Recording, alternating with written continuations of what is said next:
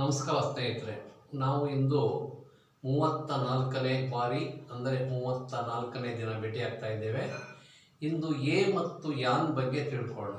ಅದು ಪ್ರಾರಂಭದಲ್ಲಿ ಸ್ವಲ್ಪ ಹೇಳಿದ್ದೆ, ಕೆಲವರು ಹೇಳಿದರು ಅದನ್ನು ಆರ್ಟಿಕಲ್ಸನ್ನು ಒಂದು ಸಪ್ರೇಟಾಗಿ ಮಾಡಿದರೆ ಒಳ್ಳೆಯದು, ಹುಡುಗರಿಗೆ ಅರ್ಥ ಆಗ್ತದೆ ವಿದ್ಯಾರ್ಥಿಗಳಿಗೆ ಅಂತ. ಅದಕ್ಕೋಸ್ಕರ ಇವತ್ತು ಅದನ್ನು ತೆಗೆದುಕೊಂಡಿದ್ದೇನೆ. ನೋಡಿ ಸ್ನೇಹಿತರೆ, ನಮ್ಮಲ್ಲಿ ಸಾಮಾನ್ಯವಾಗಿ ಈ ಎ ಮತ್ತು ಯಾನನ್ನು ಬಹಳಷ್ಟು ಕಡೆ ನಾನು ಕೇಳಿದ್ದೇನೆ. ಯಾನನ್ನು ಏನು ಮಾಡ್ತಾರೆ ಅಂದರೆ AEIOU ಓವೆಲ್ಸ್ ಇದ್ದ ಕಡೆ ಎಲ್ಲ ಯಾನ್ ಹಾಕ್ಬಿಡಿ ಅಂತಾರೆ. ಅದು ತಪ್ಪು. ಹಾಗೆ ಮಾಡಿದ್ರೆ ಕಷ್ಟ ಆಗ್ತದೆ ವಿದ್ಯಾರ್ಥಿಗಳಿಗೆ. ಅದಕ್ಕೋಸ್ಕರ ಆ ವಿಷಯ ಇವತ್ತು ಹೇಳೋದಕ್ಕೆ ಬಂದೆ.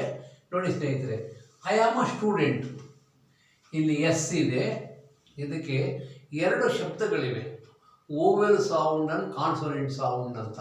ಸ್ವರಾಕ್ಷರದ್ದು ಮತ್ತು ಸ್ವರಾಕ್ಷರ ಅಲ್ಲದೆ ಇರೋದು ಆ ಸೌಂಡ್ಗಳು, ವ್ಯಂಜನಗಳು ಅಂತ ಹೇಳ್ತಾರೆ, ಅದರ ಶಬ್ದ. ಇದು ಶಬ್ದ ಬಹಳ ಮುಖ್ಯ. ನೋಡಿ, I am a student, are you a student. ನಾನೊಬ್ಬ ವಿದ್ಯಾರ್ಥಿ, ನೀನು ಒಬ್ಬ ವಿದ್ಯಾರ್ಥಿ, ಚಿಕ್ಕ ಮಕ್ಕಳು. ನೋಡಿ, ಐ ಆಮ್ ಎನ್ ಎಂಜಿನಿಯರ್, ಇಲ್ಲಿ ನಮಗೆ ಈ ಇದೆ, ಅದು ಮುಖ್ಯ ಅಲ್ಲ, ಸೌಂಡ್ ಮುಖ್ಯ. I am an engineer, engineer ಅಂತ ಇಲ್ಲ ನಾನು. ಇಂಜಿನಿಯರ್ ಅಂದರೆ ತಪ್ಪು ಇಂಗ್ಲೀಷ್ನಲ್ಲಿ. ನೋಡಿ, ಐ ಆಮ್ ಎನ್ ಎಂಜಿನಿಯರ್. ಆ್ಯಕ್ಚುಲಾಗಿ ಆರನ್ನು ಹೇಳಬಾರ್ದು, ನಾನು ಹುಡುಗರಿಗೆ ಗೊತ್ತಾಗಲಿ ಅಂತ ಹೇಳ್ತಾ ಇದ್ದೀನಿ. I am an engineer. ನೋಡಿ, AEIOU ಆದಮೇಲೆ ಆರ್ ಬಂದರೆ ಅದರ ಉಚ್ಚಾರಣೆ ನಾನು ಕಡಿಮೆ ಮಾಡಬೇಕು. ಆರ್ ಯು ಎನ್ ಎಂಜಿನಿಯರ್, ನಾನು ಒಬ್ಬ ಎಂಜಿನಿಯರು, ನೀನು ಒಬ್ಬ ಎಂಜಿನಿಯರಾ, ನಾನು ಒಬ್ಬ ಇಂಜಿನಿಯರು, ನೀವು ಒಬ್ಬರು ಎಂಜಿನಿಯರಾ. ನೋಡಿ, ಇದು ಏನಾಯಿತು. ನೋಡಿ, ಐ ಆಮ್ ಎ ಡಾಕ್ಟರ್, ನಾನು ಒಬ್ಬ ವೈದ್ಯ, doctor. Are you a doctor, ನೀವು ಒಬ್ಬ ಡಾಕ್ಟ್ರಾ. ಇಲ್ಲಿ AEIO ಇದ್ದ ಕಡೆ ಸಾಮಾನ್ಯವಾಗಿ ಯಾನ್ ಬಂದಿದೆ, ಮತ್ತು ಉಳಿದ ಕಡೆ ವ್ಯಂಜನ ಕಡೆ AEIO ಇದರ ಕಡೆ ಎಲ್ಲ ಎ ಬಂದಿದೆ. ನೋಡೋಣ. ನೋಡಿ, I am an advocate, are U N advocate. ನಾನು ಒಬ್ಬ ವಕೀಲ, ನೀವು ಒಬ್ಬರು ವಕೀಲರ, ನಾನು ಲಾಯರು, ನೀವು ಲಾಯರ. ಇದು ಮಾಮೂಲಿ, ಇದು ಗೊತ್ತು ನಮಗೆ. AEIOU ಇದ್ದ ಕಡೆ ಸಾಮಾನ್ಯವಾಗಿ ಯಾನ್ ಬರ್ತದೆ. ಆದರೆ ಅದೇ ಅಲ್ಲ, ಅದು ಮೀರಿ ಅದಕ್ಕಿಂತ ಹೆಚ್ಚು ನಿಯಮ ಇದೆ, ಅದನ್ನು ತಿಳ್ಕೋಬೇಕು.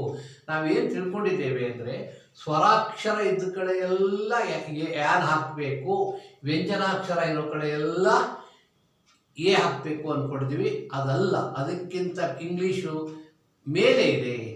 ಸ್ವರಾಕ್ಷರ ಅಲ್ಲ, ಸ್ವರಾಕ್ಷರದ ಉಚ್ಚಾರಣೆ, ಓವೆಲ್ ಸೌಂಡ್ ಇದ್ದ ಕಡೆ ಮಾತ್ರ ಯಾನ್ ಹಾಕಬೇಕು. ಓವೆಲ್ ಸೌಂಡ್ ಇಲ್ಲದೆ ಇದ್ದರೆ, ಸೌಂಡ್ ಬಂದು ಅಲ್ಲಿ ಸ್ವರಾಕ್ಷರ ಇದ್ರೂ ನಾವು ಅಲ್ಲಿ ಎ ಹಾಕಬೇಕು. ನೋಡಿ, ಅದಕ್ಕೆ ಇನ್ನೊಂದು ಇದೆ, ಅದು ತೋರಿಸ್ತೇನೆ ತಮಗೆ.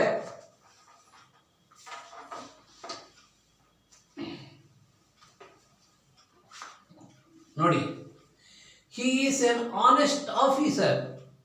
ನೋಡಿ, ಇಲ್ಲಿ ಹೆಚ್ಚಿದೆ, ಇದು ಸ್ವರಾಕ್ಷರ ಅಲ್ಲ, ಆದರೆ ಹೆಚ್ಚಿಲ್ಲಿ ಸೈಲೆಂಟ್, ಇದು ವ್ಯಂಜನ. ಆದರೆ ಇಲ್ಲಿ ಉಚ್ಚಾರಣೆ ಆನೆಸ್ಟ್ ಬರ್ತಾ ಇದೆ. He is N honest officer. ಹೆಚ್ಚಿದೆ ಅಂದ್ಬಿಟ್ರೆ ನಾವೇ ಹಾಕ್ಲಿಕ್ಕೆ ಆಗೋದಿಲ್ಲ. ಉಚ್ಚಾರಣೆ ಓವೆಲ್ ಸೌಂಡ್ ಇದೆ, ಹೆಚ್ ಸೌಂಡ್ ಇಲ್ಲ. ನೋಡಿ, is he N honest officer, ಅವರು ಒಬ್ಬರು ಪ್ರಾಮಾಣಿಕ ಅಧಿಕಾರಿ, ಅವರು ಒಬ್ಬರು ಪ್ರಾಮಾಣಿಕ ಅಧಿಕಾರಿನಾ. ನೋಡಿ, ಇಲ್ಲೂ ಹೆಚ್ಚಿದೆ, ಇಲ್ಲೂ ಹೆಚ್ಚಿದೆ. ಇಲ್ಲಿ ಯಾನಿದೆ, ಎ ಇಲ್ಲ, ಜ್ಞಾಪಕ ಇಟ್ಕೊಳ್ಳಿ. ಇಲ್ಲಿ ಸ್ವರಾಕ್ಷರ ಇಲ್ಲ. ಸ್ವರಾಕ್ಷರ ಇದ್ದ ಕಡೆ ಎಲ್ಲ ಅಲ್ಲ, ಸ್ವರಾಕ್ಷರದ ಉಚ್ಚಾರಣೆ ಇದ್ದ ಕಡೆ ಯಾನ ಹಾಕಬೇಕು.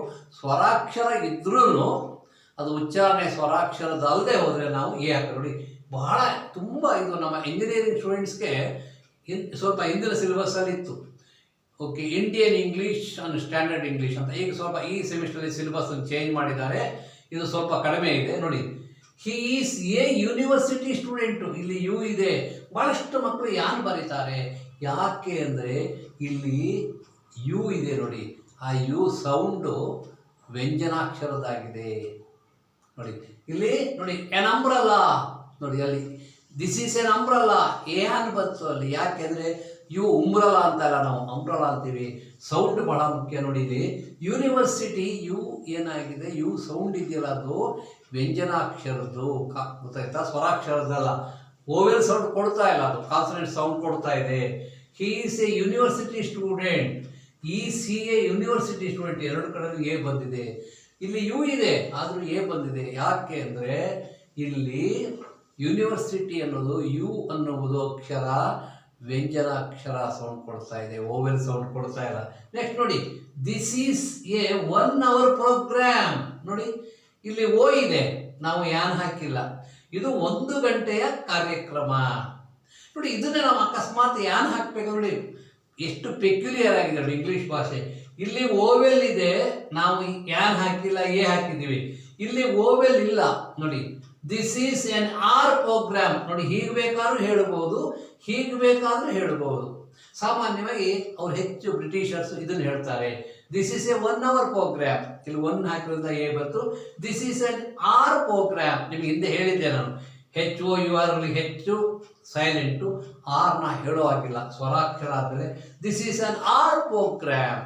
ಇದು 1 ಗಂಟೆಯ ಕಾರ್ಯಕ್ರಮ. ನೋಡಿ ಹೇಗಿದೆ ಸ್ನೇಹಿತರೆ, ನೋಡಿ ಇಲ್ಲಿ ಸ್ವರಾಕ್ಷರ ಇದೆ, ಆದರೆ ಉಚ್ಚಾರಣೆ ವ್ಯಂಜನಾಕ್ಷರದ ಅದಕ್ಕೆ ಬಂತು.